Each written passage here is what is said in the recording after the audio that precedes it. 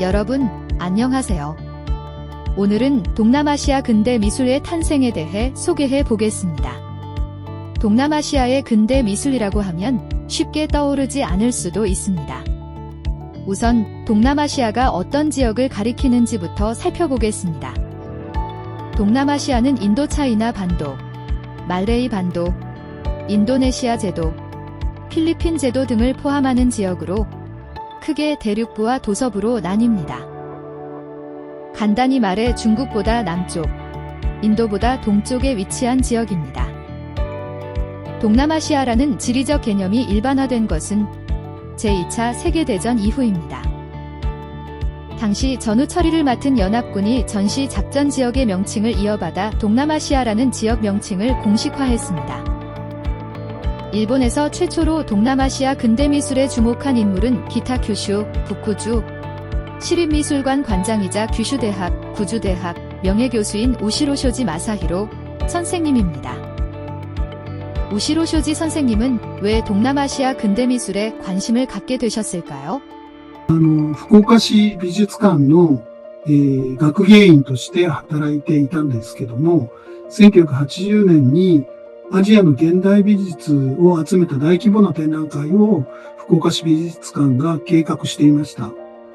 その展覧会の実現のために、私は東南アジア諸国を回ることになりました。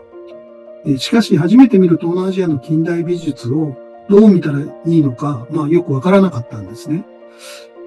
ただ知っている西洋近代美術になぞらえて、これは印象派だとか、これはポスト印象派だ、これはシュールレアリスムだというように、西洋美術の亜流としてレッテルを貼ることしかできませんでした。その国の美術史の流れや作家固有の文脈について何も知らなかったんですね。그렇군요. 우리가 가지고 있는 미술사에 대한 인식은 기본적으로 서양 미술사의 기반에 형성된 것이군요. 그렇다면 동남아시아의 미술을 어떻게 이해할 것인지, 동남아시아에도 미술사라는 것이 있는지 여러분은 지금도 이런 의문을 갖고 있을지도 모릅니다. 우시로 쇼지 선생님의 심정이 충분히 이해됩니다. 現在の東南アジア諸国の領域っていうのは、欧米列強による植民地支配の結果によるものです。第二次世界大戦後、独立するときに引かれた政治的な国境で、どこの国の植民地であったのか、ということが基本的にその国の国境線を決めています。したがって、国境を越えて、実は様々な民族、言語、宗教、文化などの広がりがあるわけです。つまり、その国の歴史を一つの国のみのものとして語れない面があるわけですね。美術についても、日本のことを考えますと、日本で初めて美術という言葉が使われたのは明治5年のことです。それまで美術という言葉も概念もなかったわけですね。以前このフォーラムで佐藤道真先生がお話しされましたけども、美術という西洋の概念を受容した近代に、近代美術も生まれました。つまりアジアでは美術の誕生と近代美術の誕生はほぼ同時でもあったわけです。東南アジアにおいても美術という制度が誕生して根付いていくのは欧米由来のものであって、それまでは近代的な意味での美術という考え方はありませんでした。 그렇군요. 동남아시아의 국경은 자연적으로 형성된 것이 아니라 식민 지배의 역사에 의해 제2차 세계대전 이후에 결정된 것이군요.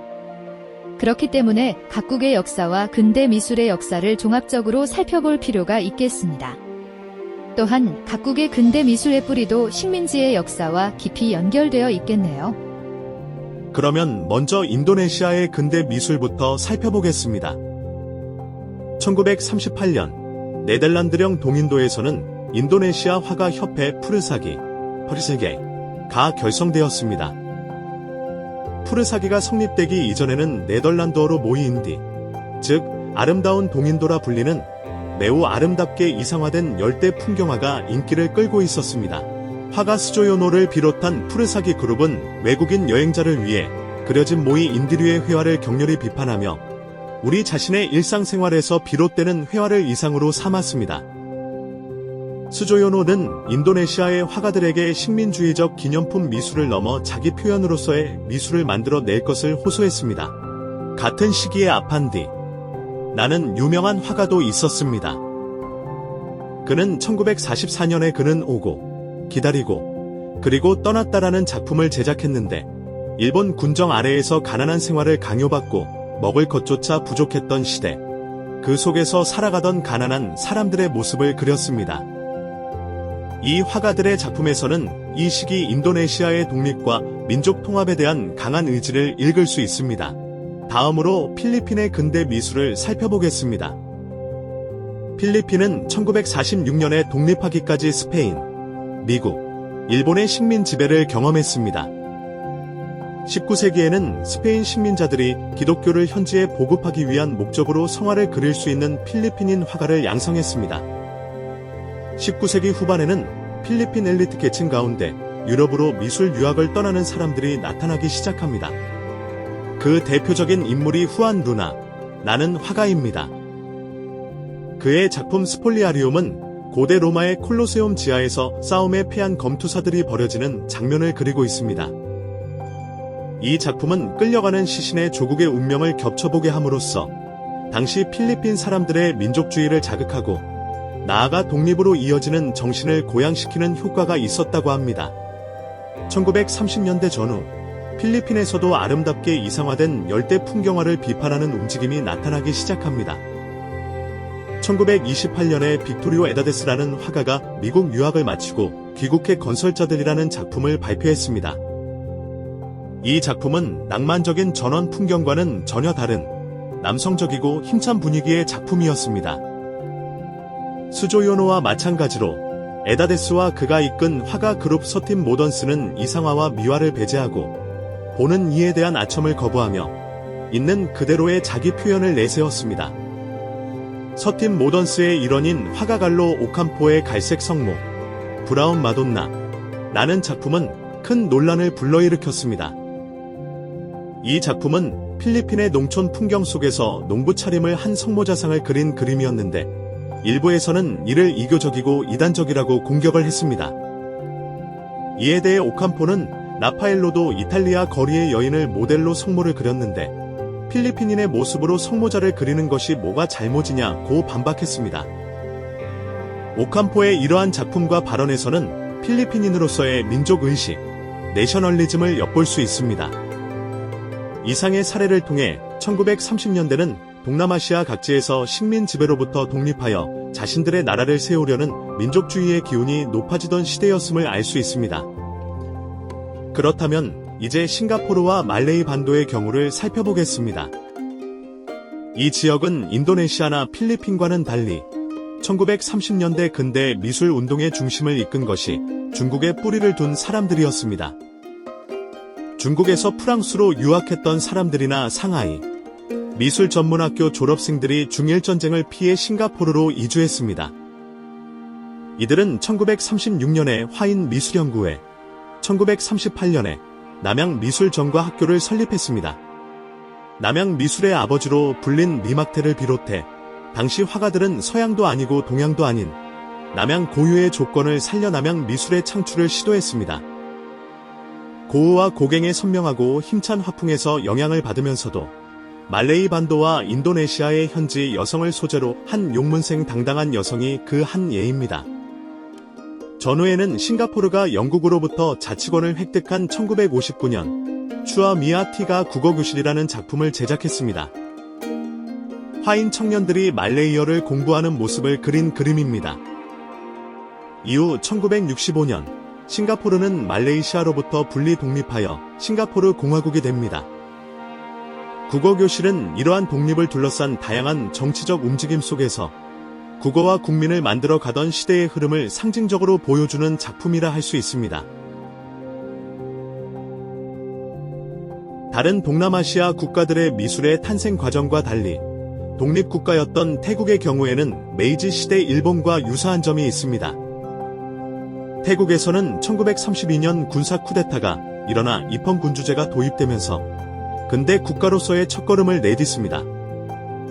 근대 국가로서의 제도적 정비의 일환으로 태국은 이탈리아 등에서 초빙 외국인을 불러들여 공립미술학교를 창립하고 구미에 다양한 시스템을 도입하려 했습니다. 이탈리아인 초빙 외국인 코라도 페로치라는 조각가를 중심으로 만들어진 미술학교 실파콘 대학은 조각이 중시됩니다. 예를 들어 키엔 임실이라는 조각가는 태국 수코타이의 불교 미술과 근대 이탈리아 조각의 양식을 융합하여 음악의 리듬과 같은 아름다운 조각 작품을 제작했습니다. 프랑스령 인도차이나에서는 1925년 프랑스인 빅토르 타르디유의 가 하노이에서 인도차이나 미술학교를 설립했으며 이 학교의 졸업생들이 이후 베트남 근대 미술을 이끌어 가게 됩니다. 이들은 1930년대에 들어서면서 비단그림, 유화, 칠화를 중심으로 베트남 근대 미술 운동을 개척했습니다. 칠화나 비단그림이라 불리는 장르는 고유의 전통적인 회화 형식으로 다른 나라에서는 거의 볼 수 없는 베트남 특유의 독자적인 미술을 만들어냈습니다. 근데 일본화도 마찬가지이지만 칠화와 비단그림은 서양과의 만남 속에서 탄생한 이른바 만들어진 전통이라 할 수 있는 새로운 장르입니다. 대표적인 작품은 판케 안이 1955년에 발표한 떠이박에서의 저녁 추억입니다. 이 작품 역시 칠화 특유의 아름다운 금색과 독특한 미술 표현으로 높은 인기를 얻고 있습니다. 1930년대 동남아시아 각국에서는 민족적 자각이 점차 싹트기 시작했고 거의 같은 시기에 근대 미술도 등장했습니다. 그렇다면 동아시아에 있는 우리에게 동남아시아 각국의 근대 미술은 어떤 의미를 가질까요? 지금까지 일본에서는 미술이라는 제도 속에 존재하는 서양 중심주의에 대해 반성해 왔습니다. 그 반성은 일본 대 서양이라는 이원론의 틀에 대한 것이었습니다. 사실 중국의 근대성 속에도 비슷한 현상이 있습니다. 중국에서 미술 제도가 성립되는 과정 역시 한편으로는 일본으로부터 큰 영향을 받았기 때문이며 같은 이유에서 앞서 말씀드린 것처럼 일본과 유사한 문제도 안고 있습니다. 즉, 중국 대 서양이라는 이원론입니다.